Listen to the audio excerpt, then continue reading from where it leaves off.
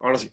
Entonces, buenas noches para todos los participantes de este curso de repaso de semiología médica. Me presento, mi nombre es Sergio Núñez. Soy el actual presidente de la Sociedad Científica de Estudiantes de Medicina de la Universidad Internacional de las Américas. Estamos en presencia del doctor Juan Carlos Hernández. Él es médico cirujano y estará colaborándonos con el tema de semiología respiratoria. Entonces, Juan, como siempre, un placer tenerte con nosotros y espero que sea el agrado a todos. Dale, Sergio, muchas gracias. Bueno, chicos, buenas noches, buenas tardes. Bueno, buenas tardes. Vamos a hacer hoy un pequeño repaso con respecto a la semiología respiratoria. No vamos a ser tan explayativos, pero sí vamos a explicar en mapas mentales, por ejemplo, examen físico y síndromes, que es lo que me interesa que recuerden. Y con respecto al examen físico, vamos a hacer cosas muy puntuales. Mm, Tiene un promedio de la duración de ponencia de 50 minutos aproximadamente. A ver, un momento que ya está. ¿Me confirman si se ve la diapositiva, por favor? Sí, sí, Juan, yo te escucho súper bien también. Ya. Genial. Muy bien, chicos. Vamos a ver con respecto a semiología respiratoria. Recordamos que el área de neumología es un área muy clínica, ¿ya? Y requiere bastante anato, bastante fisio y bastante fármaco. Bueno, más que todo en Perú, preguntan bastante básicas en neumología, demasiado. Entonces, esa imagen tal vez algunos ya la han visto en mis ponencias anteriores, pero sirve mucho porque acá hay muchos datitos o preguntas que te pueden hacer. Por ejemplo, ya todos estamos hasta el cansancio de saber que tenemos 23 generaciones, ¿cierto? Sin embargo, si yo te pregunto, en un niño, un recién nacido, tiene aproximadamente 16 a 17 generaciones y que luego posteriormente se va ramificando en un recién nacido, por ejemplo. Sin embargo, no vamos a hablar de biología, pero quiero que recuerdes esto, mira. Si hablamos de semio, hasta el área 16, ¿ya? Es una zona de conducción. Entonces, en esta zona de conducción, vaya la redundancia, conduce. Entonces, aquí se encuentra el famoso espacio anatómico, espacio muerto anatómico de 150 mililitros. En cambio, de la 17 a la 23 se encuentra lo que es la zona respiratoria. Y en algunos libros tú vas a encontrar como la 17 y la 19, por ejemplo, si lees el Ross, si me equivoco, o que es en Bravo, no recuerdo muy bien, es una zona de transición y la catalogan como zona respiratoria netamente a la de acá, mira, de 20 a 23. ¿Por qué? Porque aquí están los sacos alveolares. Aquí están los sacos alveolares. ¿Ya? ¿Qué te puedo preguntar acá? Por ejemplo, este es el espacio muerto anatómico, ¿no? El famoso EMA. En cambio, el espacio muerto fisiológico, le quiero que recuerdes lo siguiente, mira. Tú tienes un alveolo, tienes dos alveolos, ¿ya? Entonces, supongamos este tiene buena perfusión, BQ. Esta tiene mala perfusión. En teoría, en todo nuestro cuerpo, cuando hay disminución de oxígeno, de presión arterial de oxígeno, no llega muy buena oxigenación, ¿qué ocurre? Vasodilatación en todo nuestro cuerpo.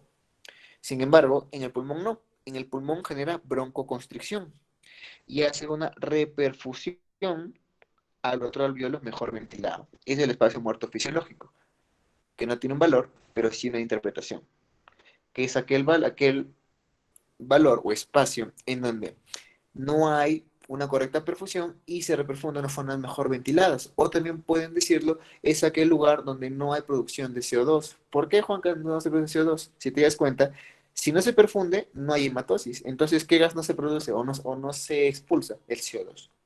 ¿Y esto es importante? Sí. Porque cuando vean el tema de insuficiencia respiratoria, van a entender muy bien esta parte. ¿Qué más te pueden preguntar? Epitelios. Yo antes, bueno, hace muchos años dictaba cátedra de histología y me gusta esta área. Y recuerda epitelio cilíndrico simple, el bronquiolo. Ojo, bronquiolo, por favor. Bronquiolo terminal, bronquiolo respiratorio fue otra cosa. Bronquiolo, nada más, epitelio cilíndrico simple y recuerda que no tiene cartílago hialino. Porque recuerda que el cartílago hialino forma parte de la resistencia y lo encontramos en vías serias superiores, como en los bronquios.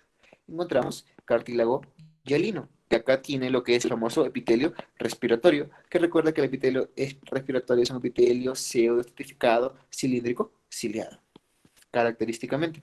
¿Ya? ¿Qué más quiero que recuerdes con respecto a este epitelio respiratorio? Aquí tenemos unas células muy bonitas, mira, las células caliciformes, que las células caliciformes se encargan de secretar moco, que recuerda que el moco siempre es un medio de defensa, ¿cierto? Es un medio de defensa. Este es un epitelio respiratorio, si te das cuenta, un epitelio respiratorio, y este moquito, este es muy importante, ¿por qué? Porque recuerda que hay una bacteria, ¿ya? La Bordetella pertussis, que genera inmovilidad de estos cilios. ¿Y por qué? Porque estos cilios lo que van a hacer es cualquier agente extraño, cuando nosotros le ponemos, lo van a mover, lo van a cambiar para que se vayan a la deglución, o podamos deglutir, o pueda ser fagocitado, cualquiera de los dos. Entonces, en la bordetella pertussis ocurre una inmovilización de los cilios. ¿Y qué pasa cuando tienes un cuerpo extraño en la vía aérea por tu reflejo de oxígeno? Que recuerda que los reflejos de oxígeno los encontramos no solamente en la vía respiratoria, sino también lo encontramos a las vías superiores, vías inferiores, también encontramos reflejos de oxígenos, por si acaso. ¿Qué pasa? Empiezas a toser, ¿no? Y te da la famosa tos quintosa. Y para no irme mucho lejos, cuando digan de bordetella pertussis, te van a preguntar esto. Dos cosas importantes. La, cuando es maligna, linfocitosis extrema, mal pronóstico y el tratamiento macrólidos. Te pregunto porque acá en Perú es muy frecuente ver bordetella pertussis. Ya, macrólidos, acitromicina idealmente o eritromicina. Muy bien. ¿Qué más quiero que recuerdes? Los campos pulmonares, perdón, los segmentos pulmonares, tienes 10 y tienes 8. Que te van a preguntar, ¿cuál es la localización más frecuente de acceso pulmonar? Segmento 6.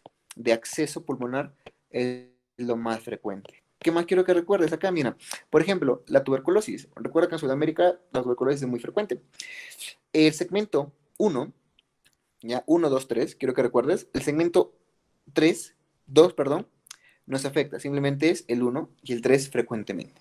¿Ya? ¿Qué más quiero que recuerdes cuando estamos en los sacos alveolares? Recuerda que tenemos neumocitos tipo 1 y los neumocitos tipo 2, ¿cierto? Uno se encarga de la hematosis y otro se encarga de la producción de surfactantes. No vamos a entrar en más detalles, simplemente esto son las únicas generalidades. Y aquí estamos con respecto, mira, al mapa mental que te estaba diciendo. Y es muy bonito, ¿ah? ¿Eh? Vamos a hacerlo didáctico, puntual, sin extendernos.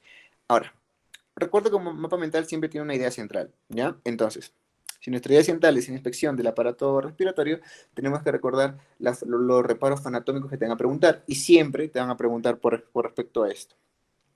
La apófisis prominente. Yo quiero que te toques el cuello ahorita, ¿ya? Apófisis prominente. Tócate el cuello en la parte, bueno, en la parte posterior vas a encontrar un bultito duro, ¿sí o no? Ya, esa es la apófisis prominente. Esa es altura de nivel de C7, por ejemplo. ¿Ya? Es un reparo anatómico muy frecuente. ¿Ya? Recuerda que a nivel de mamilas o de las glándulas o las areolas es a nivel del cuarto espacio intercostal. Cuarto espacio intercostal. Importante. Y recuerda que a nivel neurológico es a nivel de ¿qué? ¿De qué dermatoma? T4. Por ejemplo, ¿ya? Por ejemplo, para que no te olvides ambos. Mamilas, cuarto espacio intercostal y a nivel de los dermatomas a nivel de T4. ¿Qué más te pueden preguntar con respecto a las zonas anatómicas? Por ahí el ángulo de Lewis. Este ángulo de Lewis se encuentra a nivel del segundo espacio intercostal, ¿ya? Este se encuentra a nivel del segundo espacio intercostal, ¿ya? ¿Es muy importante este ángulo de Lewis? Sí. ¿Por qué? Porque nos da reparos anatómicos importantes, porque marca en una vista lateral, marca el inicio de la aorta ascendente y marca el fin de la aorta ascendente. ¿Por qué? Porque este ángulo de Lewis se encuentra a nivel de la vértebra torácica 4. Perdón, acá es dermatoma 4, ¿ya? El ángulo de Lewis se marca lo que es corresponde a nivel de la T4. Y la T4 marca el inicio y el fin del callado aórtico. Es importante este reparo anatómico, este ángulo de Lewis, ¿ya? Muy bien. Ahora vamos a ver con respecto a lo que es en la inspección. ¿Se puede hacer diagnósticos o presunciones diagnósticas con respecto a la inspección? Claro que sí. Sí se puede. ¿Cómo? Vamos acá. En la clasificación de inspección nosotros tenemos que evaluar lo que es un tórax estático, ¿correcto? Entonces hacemos nuestro grafiquito acá. Hacemos lo que es. En la clasificación tenemos lo que es un tórax estático, perdón, y un tórax dinámico. Y un tórax dinámico. ¿Ya? Muy bien. Inspección, recuerda que es simplemente observar, ¿no? Observar. Y también hablamos la respiración. Por ejemplo, un tórax estático, ¿qué podemos decir? Por ejemplo, ¿cómo lo ves a primera impresión? ¿Es simétrico o asimétrico?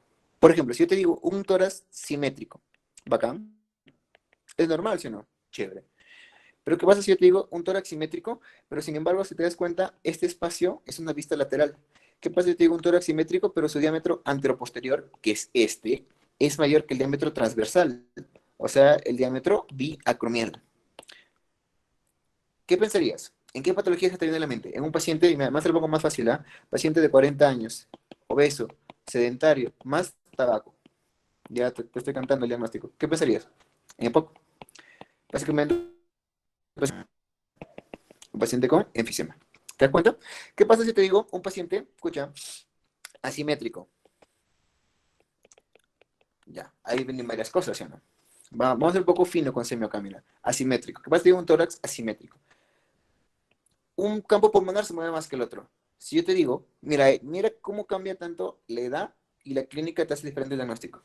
Por ejemplo, en niño, escucha, más un eritema malar, van haciéndolo más pequeño, un eritema malar ipsilateral al campo respiratorio, neumonía. ¿Pero por qué, gente? Bacteriana, básicamente neumonía por neumococo. ¿Por qué? Porque la semiología clásica te menciona que un paciente con neumonía por neumococo tiene un eritema malar, como dato, ¿ya? Como dato. ¿Qué pasa si yo te digo asimétrico en adulto, pero viene con antecedente de un trauma o un choque? ¿Qué pensarías? Un neumotórax, por ejemplo, un neumotórax. ¿Qué pasa si yo te digo esto? Mira, escucha, adulto, paciente adulto, alto, delgado, fumador, ¿qué pensarías? Neumotórax espontáneo. Son los 4 factores de riesgo importantes en un neumotórax espontáneo. Adulto, hombre, frecuentemente, eh, flaco o delgado, como quieras decirlo, alto y fumador. Neumotórax espontáneo.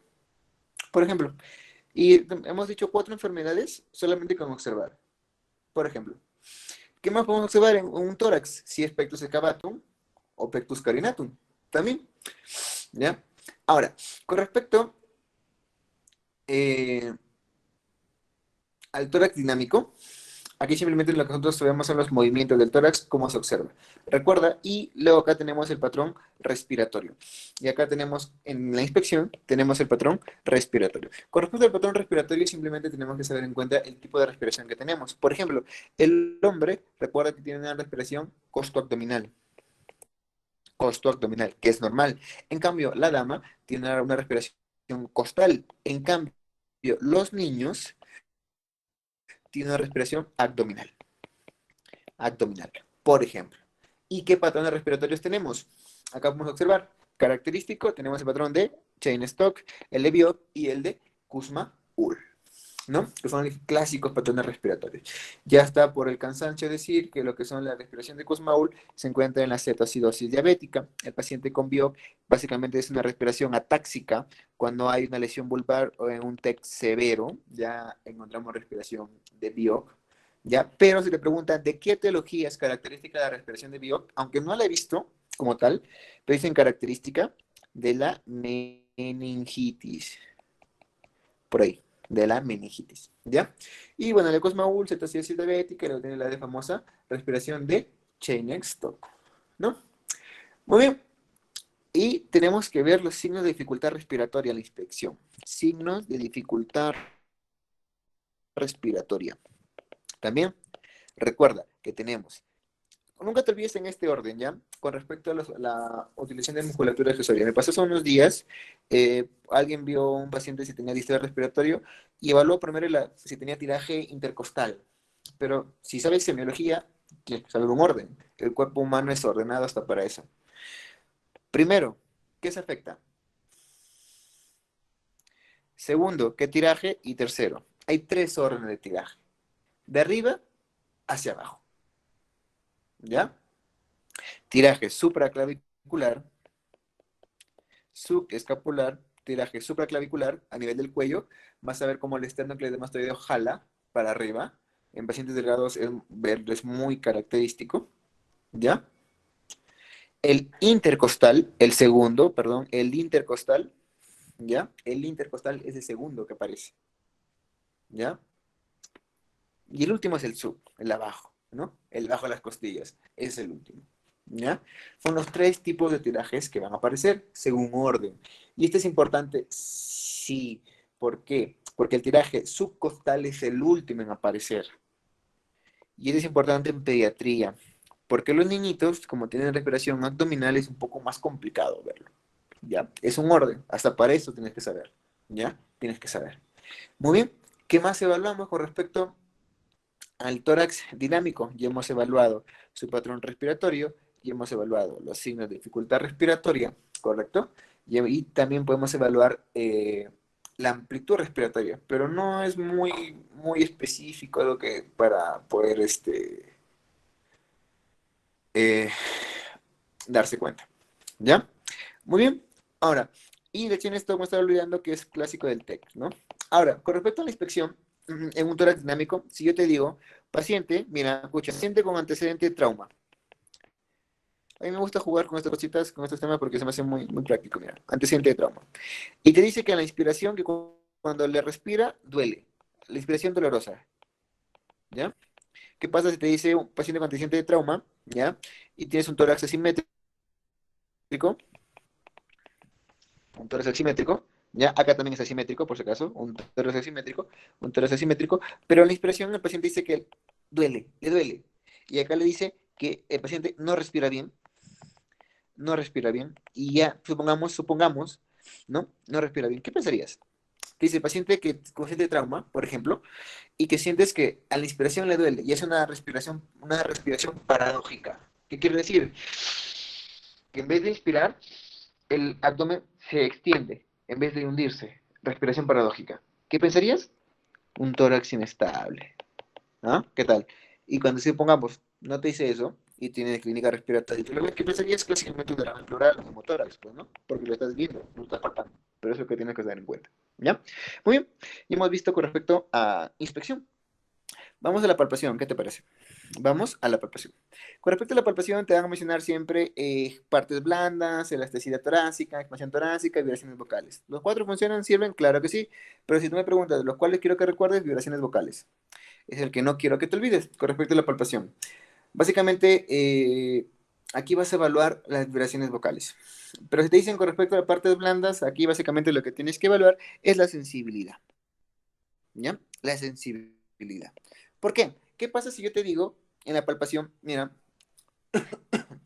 qué pasa si yo te digo, este es muy clásico, ¿eh? Mira, este datito nunca te olvides, mujer, entre 30 y 35 añitos, ¿ya? Que te viene más dolor de pecho, que piensa que tiene infarto, es decir, el doctor me da el corazón, ¿ya? Clásico, dolor de pecho, ¿ya? Clásico. Y te preguntas, señora, ¿cuánto tiempo? Pero tú la ves a la paciente, está normal, ¿no? Está tomando su jugo incluso, está conversando en el celular, chateando por WhatsApp, normal. Tiempo. Doctor, hace 2 semanas, una semana me duele. Yo te pregunto, si es un dolor anginoso de origen cardíaco, ¿va a estar tranquila? En la vida, porque inmediatamente va a ir. Entonces, tú le palpas, pues te mencionaba el ángulo de Luis, a nivel del segundo espacio intercostal. Le presionas interdigital y le duele. Ah, ya, costocondritis. Juanca, yo soy más fresa. Ah, acá, síndrome de tics. Ahí está. Si quieres ser más refinado, síndrome de tics. Si no, costocondritis. Tratamiento analgésicos, nada más. Tratamiento analgésicos. Por ejemplo, ¿ya? Por ejemplo. Ahora, ¿qué pasa? Tú un paciente, tú lo palpas, ¿ya? Y al momento de palparlo, le duele, pero tú apenas lo has tocado. ¿Qué se llama eso? Hiperestesia, ¿cierto? Hiperestesia. Una hiperestesia cutánea. ¿Qué pensarías? Herpes zóster. ¿Afectan en qué planos? De dermatomas. Si yo te pregunto, tienes un paciente, varón o mujer, independientemente, de mediana edad, con herpes zóster, ¿en qué enfermedad pensarías? ¿Qué es lo primero que, ¿Qué es lo primero que debe descartar? VIH. Porque recuerda que esta es una reactivación, ¿no? Cuando el paciente de inmunosupresión. Por ejemplo, por ejemplo, tú presionas y a un paciente le duele en una zona, nada más, y cruje, signo de la tecla. Signo de la tecla.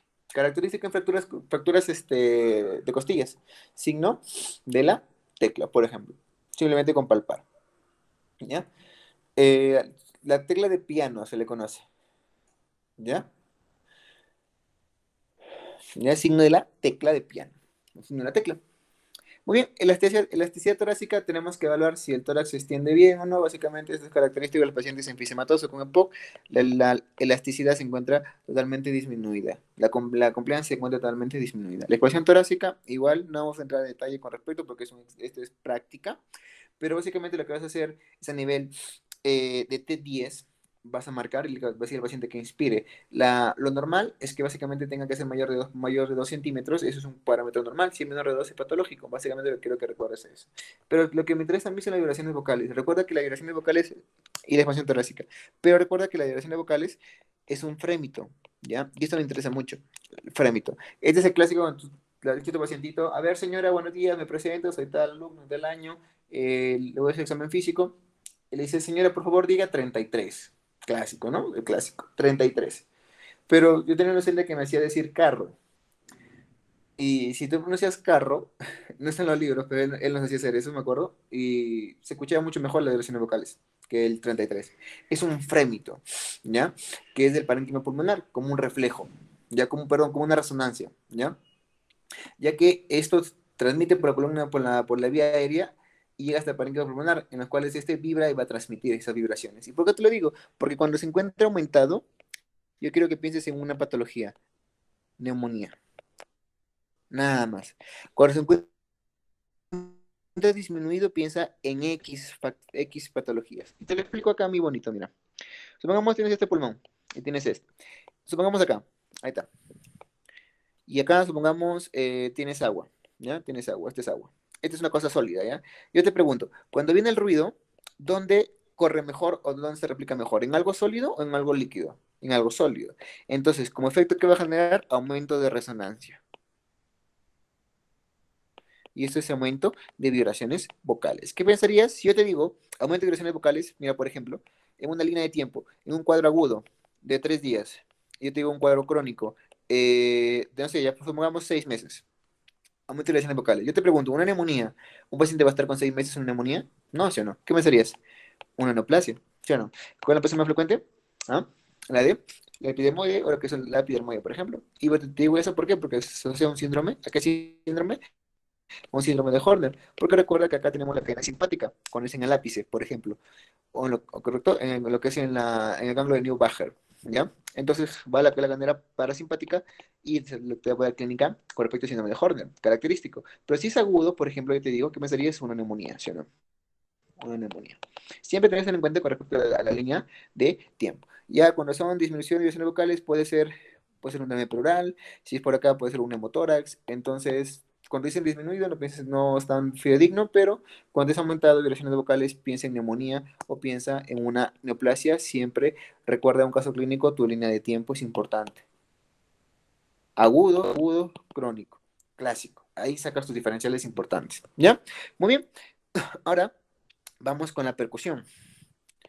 Vamos con la percusión. Estamos haciendo lo más puntual, muchachos, nada más para que se pueda entender, ¿ya? Con respecto a la percusión, yo quiero que tengas en cuenta que nosotros tenemos, con respecto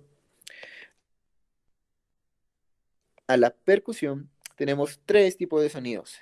Tenemos lo que es la sonoridad o la resonancia, puedes encontrarlo. Tiene lo que es la matidez y tiene lo que es el timpanismo, ¿ya? El timpanismo es clásico del sistema abdominal, del sistema digestivo, ¿ya? Clásico, ¿ya? Pero puedes encontrarlo, básicamente es cuando es una víscera hueca. En cambio, la fonoridad es cuando hay aire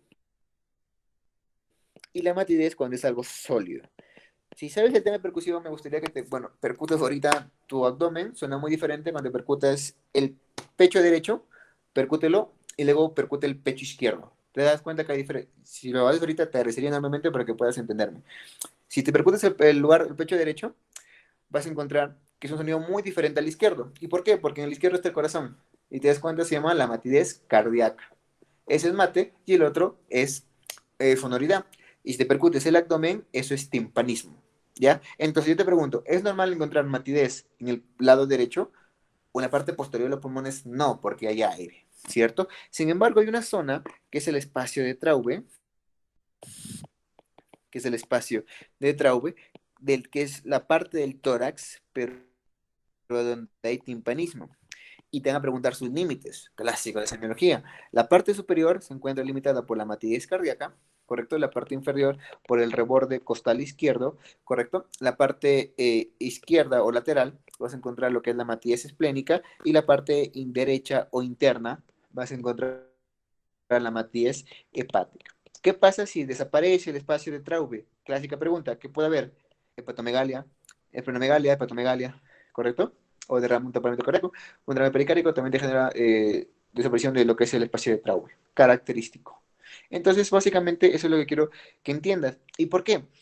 Porque tú puedes percutir y ciertas patologías te van a generar patrones. Por ejemplo, un síndrome, no se ve muy bien la imagen, un síndrome de condensación, que es una neumonía, que es una neumonía. Luego tienes un síndrome de derrame pleural, ya, un síndrome de derrame pleural, y luego tienes lo que es un neumotórax, ya. Yo te pregunto, el síndrome de condensación es una masa, ¿cierto? Entonces, ¿esto qué va a haber acá? Cuando tú percutes, una matidez.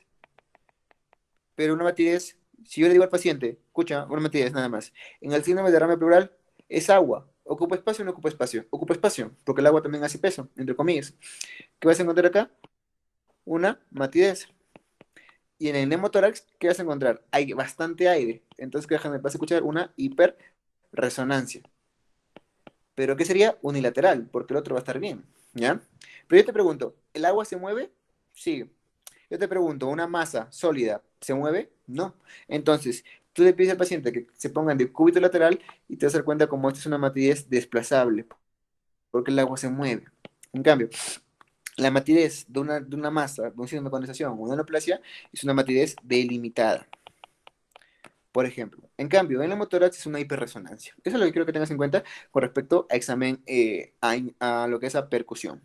Y luego tenemos que es con respecto a la auscultación, ¿no?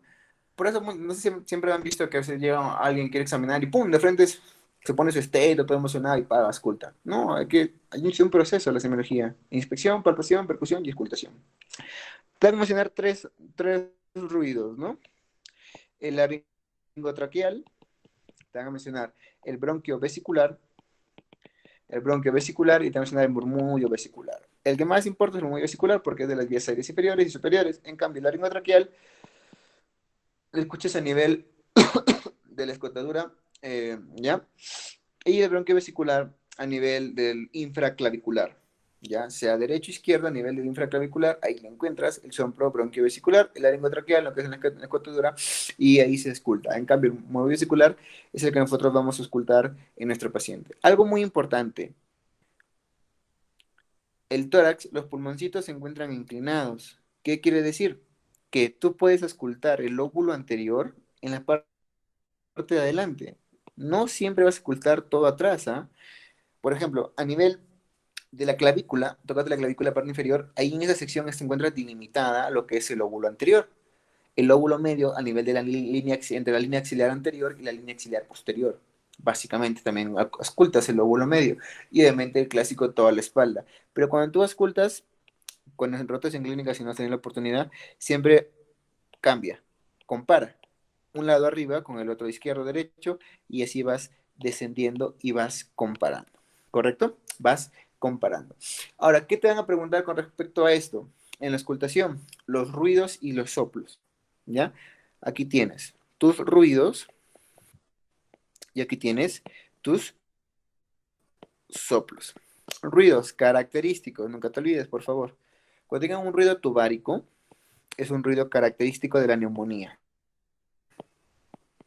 ¿Ya? De la neumonía. Cuando digan un ruido anfórico, es un ruido de neumotórax. Te van a mencionar un ruido cavitario, perdón, caramba, soplo, acá ruido, lo siento, soplo cavitario, un soplo cavitario característico de tuberculosis. ¿Ya? Acá te mencionar lo que es la petroliquia, etcétera, pero no tengo mucho detalle. Y con respecto a los ruidos, te voy a mencionar siempre con respecto a las sibilancias, ¿ya? Que son los estertores secos, como se le cataloga, y lo que son los crépitos, los crépitos, que son los estertores húmedos, ¿ya? Húmedos. Las sibilancias ocurre básicamente a nivel o predominio de la expiración. Pero por favor, no digas en tu rotación, doctor, le escuché sibilancias de predominio expiratorio. Se sobreentiende, porque las sibilancias es característico expiratorio. Ahora, hay unas polifónicas en las cuales se escuchan inspiración y expiración, sí, cuando la obstrucción es un poco más, cuando es una como, asma moderada, pues se puede escuchar. Pero recuerda que un asma severa, a veces la obstrucción es tanta que todo se cierra y ya no se escucha nada. Entonces, cuando disminuye el murmullo vesicular, o silencio escultatorio, mejor dicho, silencio, no significa que el paciente esté bien. El paciente se está complicando, el paciente se te va a ir a UCI, se te va a ir con San Pedro o San Pablo, no recuerdo, pero debes tener en cuenta, ¿ya? Y los crépitos es el predominio inspiratorio. Y la clásica que te van a decir, sóbate el pelo, ¿no? Sóbate el pelito, ese sonido con tus dedos es clásico de un crépito. Y así se escucha, literal, así se escucha. Muy bien, ya hemos hecho un pequeño repaso de examen físico, mira. Puntual, didáctico, y ahora vamos a hacer un repaso de síndromes. ¿Qué te parece? ¿Ya? Muy bien. Nosotros tenemos un repaso de síndromes. Aquí tenemos síndromes obstructivos, síndromes parenquimatosos, síndromes pleurales. ¿Ya? Muy bien. En los síndromes obstructivos, a mí me gusta mucho manejar mapas mentales, se me hace muy sencillo, muy práctico relacionar, espero sea su método de estudio, ¿ya? Síndromes pleurales. Muy bien. En los síndromes obstructivos, a grosso modo no voy a entrar en detalles, quiero que recuerdes asma versus EPOC. Clásicamente asma en niños, clásicamente EPOC en adultos. Recuerda que el factor de riesgo más importante para EPOC, ¿cuál es? El factor de riesgo genético o ambiental, o general, si el tabaco. Factor de riesgo genético más importante de EPOC es el déficit de alfa-1 antitrixina. ¿Qué pasa si yo te digo paciente con EPOC más pancreatitis, por ejemplo? ¿Qué enfermedad me serías? Fibrosis quística. Perdón, déficit de alfa-1 antitrixina. ¿Ya? Déficit de alfa-1 antitrixina. ¿Por qué? Porque también se encuentra en el páncreas. ¿Ya? Por si acaso. ¿Y cuál es su función de la alfa-1 antitrixina? Su función es básicamente controlar la respuesta de los neutrófilos. Entonces, si no está como la clásica refrán, cuando el gato se va, el ratón hace fiesta. Básicamente es eso. ¿Ya? En cambio, en asma es en niños característicamente. Muy bien. En este patrón obstructivo, nosotros tenemos mediante espirometría. En la espirometría recuerdo lo siguiente, tienes un patrón obstructivo que cuando el BEF1 sobre capacidad vital forzada era menor al 70% y la capacidad vital forzada normal era normal, ¿no? Dos parámetros, 1 y 2. En cambio, esto ya lo habrá visto en fisiología, supongo, y lo que es el patrón restrictivo, que cuando el BEF1 sobre capacidad vital forzada era mayor al 70%, pero la capacidad vital forzada sola se encontraba disminuida. Característicamente recuerda obesidad y problemas neuromusculares en general. En cambio, el patrón constructivo, como es un patrón reversible el asma, tú haces el test de broncodilatación. ¿Ya? Haces el test de broncodilatación en estos pacientes, el test de broncodilatación. Y recuerda que el FEF tiene que aumentar un 12% o 200 mililitros para que sea positivo. Si es positivo esto, se considera asma. Si es negativo, se considera EPOC. Nada más. ¿Cómo te da semiológicamente el paciente? Recuerda que, bueno, a la inspección que vas a encontrar un paciente cianótico, taquicneico,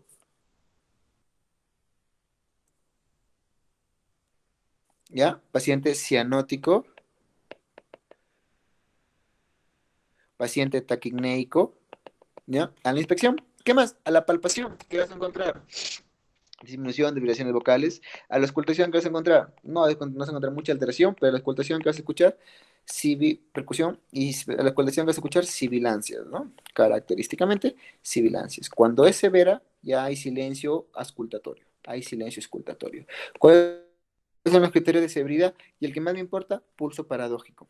Pulso paradójico. ¿Por qué? Porque el pulso paradójico también se encuentra en otras enfermedades, se encuentra en taponamiento cardíaco, por ejemplo, lo encuentras en tromboembolismo pulmonar, lo encuentras en neumotoras a tensión, característicamente. Recuerda que el taponamiento cardíaco tiene la famosa tríada de Beck: hipotensión, ingurgitación yugular injudación yugular y ruidos cardíacos apagados. En cambio, la motrofotensión también te da injudación yugular, pero te da clínica respiratoria. Esa es la diferencia, porque ambos comparten, si te das cuenta, mira, ambos, ambos comparten la injudación yugular. Y el TEC, clásicamente te van a mencionar estos datos: disnea súbita, más taquignia, ¿ya? Más un paciente que haya sido recién operado de los miembros inferiores, un paciente que ha viajado 12 horas sentado, característico de un tromboembolismo pulmonar. Y recuerda que eh, la hipotensión, la hipotensión en un paciente con TEP es de mal pronóstico. Ese paciente ya se lo con San Pedro, San Juan, San Pablo, no recuerdo, pero es de mal pronóstico. ¿Ya? Muy bien, a grosso modo. Y con ejemplaciones para enquimatosos, muy bonito ese tema. Mira, acá tenemos la neumonía, clásicamente. Entonces, nosotros tenemos que clasificarlo. ¿Cómo clasificamos la neumonía? Que puede ser una neumonía netamente típica y una neumonía netamente atípica. La típica es clásicamente cuando el alveolo, si te das cuenta acá, se llena de pus, ¿no? De exudado, mejor dicho. Entonces, como llenarse de pus, yo te pregunto, ¿la clínica respiratoria va a ser aguda o no? Dibuja tu línea de tiempo, ¿ya? Yo te pregunto, agudo, subagudo, crónico. Yo te digo, si tienes pus en los alveolos, ¿va a ser rápida o no va a ser rápida? La clínica respiratoria. Obviamente rápida. Entonces el paciente va a evolucionar en 3 días, ya tiene clínica respiratoria muy marcada. Va a encontrar el paciente con disnea, te va a mencionar, disnea, característicamente. ¿Ya? Entonces, a las vibraciones vocales, este es con respecto a la inspección. A la palpación, aumento de vibraciones vocales, no te olvides de esto. A la auscultación, a la percusión, pues, vas a encontrar una matriz delimitada. Ojo, si es típica, ¿ya? Porque las típicas son clásicamente las bacterianas. Y una auscultación vas a encontrar clásicamente, ¿qué vas a encontrar? De soplo tubárico, ¿cierto? Soplo tubárico, disminución del murmullo vesicular. Yo te pregunto, la causa más frecuente de neumonía, la causa más frecuente de neumonía, en general, neumococo. En adultos, neumococo. Si te preguntan, la causa más frecuente en niños es viral. ¿Qué agente? Virus incitial respiratorio. Si te preguntan la causa más frecuente bacteriana en niños, neumococo. Por ejemplo, ¿eh? La causa más frecuente de pacientes relacionados, te mencionan por ahí, que se van a las cuevas, histoplasmosis, por ejemplo, ¿ya? En cambio, en la típica, la lesión se encuentra a nivel del intersticio. Acá se encuentra, en la típica. Entonces va a ser un cuadro subagudo, cuadro de una semana más o menos, ¿ya? Y como este es un cuadro agudo, acá que va a haber, también está viendo fiebre, ¿sí o no? Fiebre. Y acá tenemos la famosa fascia neumoniae, que te mencioné al principio, el eritema malar, ¿cierto? Que es al lado de la lesión. Poco frecuente, pero bueno, semiología pura.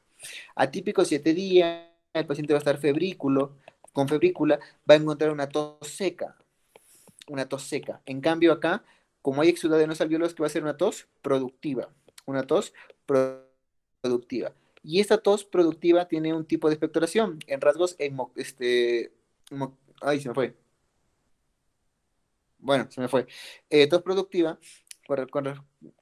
erumbroso, ahí está, correcto, erumbroso, es el tipo de expectoración, erumbroso. Ya recuerdo que la expectoración semiológicamente te va a mencionar, te mencionan un color salmón, edema de pulmón, por ejemplo. ¿Ya? Muy bien. Y en la típica, la causa más frecuente de la típica, recuerda que es Mycoplasma pneumoniae. Te digo Mycoplasma pneumoniae porque nunca te olvides que este se asocia a cuadros hemolíticos importantes. ¿Por qué? Se asocia a cuadros hemolíticos de hemólisis, anemias hemolíticas infecciosas. Y básicamente da un anticuerpo frío, ¿ya? IgM. Tratamiento, macróleos. Va muy bien. Y ahora tenemos los síndromes pleurales. Acá es muy bonito, mira. En los síndromes pleurales tenemos tórax inestable, un tórax inestable, tenemos con respecto a un derrame pleural, ya un tórax inestable, y tenemos lo que es un neumotórax. Es muy bonito este tema, a mí me gusta porque es pura semiología, ya, muy bonito este tema. Muy bien. El neumotórax, atención, recuerda que este es un mecanismo unidireccional. ¿Qué quiere decir? El aire entra, pero el aire no puede salir. Recuerda que a nivel respiratorio tiene una presión esto negativo y el ambiente exterior es positivo, pero cuando tú lo pinchas en un trauma, esa presión se hace positiva, entonces el pulmón se hace un muñoncito, como lo ves acá, es unidireccional. Ya te puede complicar con un shock obstructivo, dato, ¿ah? Esta es pregunta. Te da un shock obstructivo. Y viene en los bancos. En Perú viene mucho bastante sobre eso. Uy, perdón. Shock obstructivo. ¿Ya? Muy bien. Ahora, este con respecto al hemógrafo de tensión, que es una emergencia, en realidad. ¿Ya? Es una emergencia. El hemógrafo de tensión es una emergencia, porque el paciente se te va. Se te va, se te va, se te va, se te va, se te va, se te va, se te va. Entonces, a la inspección, ¿qué vas a encontrar? Uy, a la inspección, ¿qué vas a encontrar en estos pacientitos? Vas a encontrar un desplazamiento de la tráquea, pero contralateral, o sea, decir, al lado sano. Por presión, porque la presión negativa. Entonces, como presión negativa, te va a jalar al lado sano. ¿Ya? Vas a encontrar una ingurgitación yugular bilateral, igual que el taponamiento cardíaco, pero diferente, ya te mencioné por qué. ¿Ya? Vas a encontrar una simetría de tórax, se sobreentiende. Una simetría de tórax. Muy bien, a la palpación, ¿qué vas a encontrar? Vas a encontrar, te voy a decir, crépitos,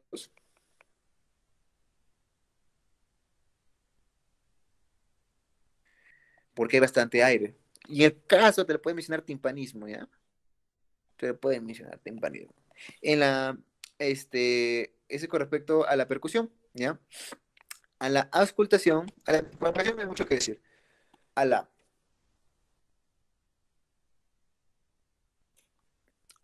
a la auscultación vas a encontrar lo que es ausencia del murmullo vesicular afectado, ¿ya?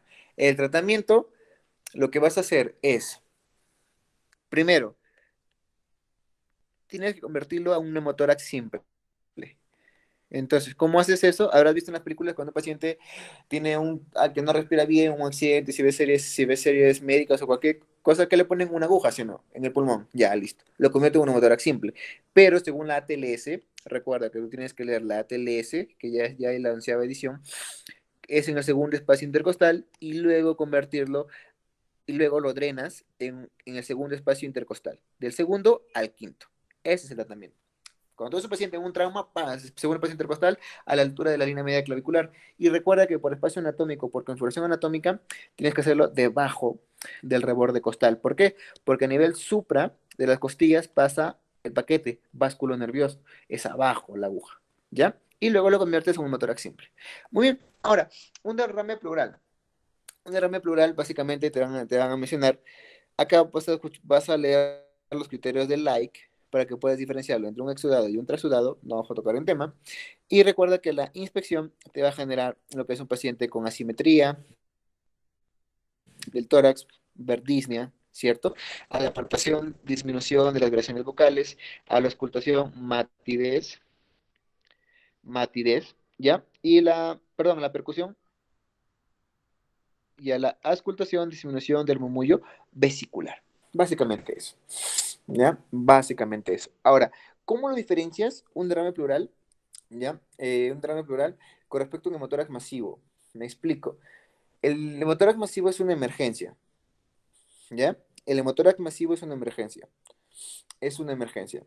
¿Y cuáles son los criterios para que un hemotórax masivo vaya a toracotomía? Apunta.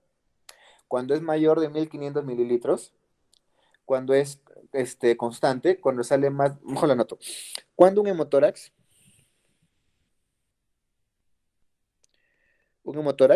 ¿ya? Cuando un hemotórax va a toracotomía, cuando la fuga es más de 1500 mililitros, cuando pierde 200 mililitros en 3 a 4 horas, o pierde más de 20 mililitros por kilo. Estas son las indicaciones de que un hemotórax va a toracotomía, ¿ya? Va a toracotomía. Y un tórax inestable, yo te mencioné, ocurre, o lo que es bordé costal, también llamado como bordé costal, es cuando ocurre más de 2 fracturas en 2 sitios diferentes. Y esto es básicamente una respiración paradójica, yo ya te mencionaba, respiración paradójica, y el tratamiento aquí es oxigenoterapia, y 2, aquí el tratamiento es analgésicos. 3, control de líquidos, controlas el líquido, y 4, cirugía si no responde. ¿Ya?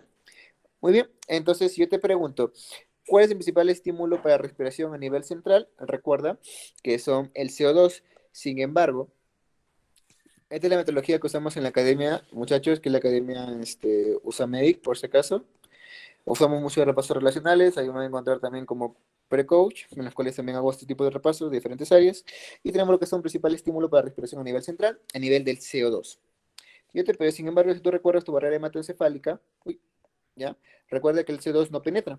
En cambio, ¿qué es lo que hace? Se disocia, ¿cierto? Se junta con el agua y te forma el ácido carbónico. Este ácido carbónico se disocia en bicarbonato y se disocia en hidrógeno. El hidrógeno sí penetra la barrera hematoencefálica y genera como reflejo aumento de la frecuencia respiratoria. El BEF normal 1 es ¿de qué valor? De 80 a 120%, porque recuerda cuando si es menor del 70% es clásico de qué patrón, patrón obstructivo, ¿cierto? Estos son los famosos flashcards. Recuerda, muchachos, una cosa, flashcard e infografía es diferente. Flashcard es pregunta y respuesta, es una técnica de memorización rápida. En cambio, infografía son los clásicos posts que puedes ver en Instagram con respecto a un tema y le ponen texto, ¿no? Ya, es diferente. Causa más frecuente de patrón restrictivo, nunca te olvides, obesidad. Si yo te digo joven alto y fumador con disnea súbita, piensas en neumotórax espontáneo. Son los 4 factores de riesgo más importantes. Tratamiento, drenaje, pero tiene una recurrencia de un 30% que posiblemente vuelva a ser un neumotórax. ¿Ya? La causa no se sabe, pero se cree que el tabaco es un factor relacionado. ¿Ya? Y acá te pongo este cuadrito. Te lo voy a hacer al toque en 2 minutos para que puedas entender con respecto a las clínicas o lo más importante que te van a mencionar, ¿ya? Muy bien, con respecto al síndrome de condensación, no estamos hablando de una neumonía. Entonces, causas, tenemos neumonía, tenemos neoplasia, ¿no? La inspección, retracción de mi tórax y disminución de movilidad, va a haber disnea, no es muy específico. La palpación, aumento de vibraciones vocales. Y acá te lo subrayo porque esto es lo más importante, aumento de vibraciones vocales. A la percusión vas a encontrar una matidez, pero yo te expliqué, matidez delimitada. ¿Qué más? Y este es un dato semiológico bien bonito, ¿eh? Columna sonora. Si tienes la oportunidad, tienes la suerte de ver un paciente con derrame y condensación, pues suerte no porque es muy frecuente, pero columna sonora, percute la columna, ¿ya? Y es columna sonora. Y en la auscultación tienes lo que son crepitantes y vas a encontrar el soplo tubárico y vas a encontrar también lo que es la broncofonía. Tienes broncofonía, pectoriloquia, que ahí no lo menciono, te lo dejo para que lo repases con más a detalle. Y la atelectasia es un cuadro de obstrucción, ¿ya? Cuadro de obstrucción.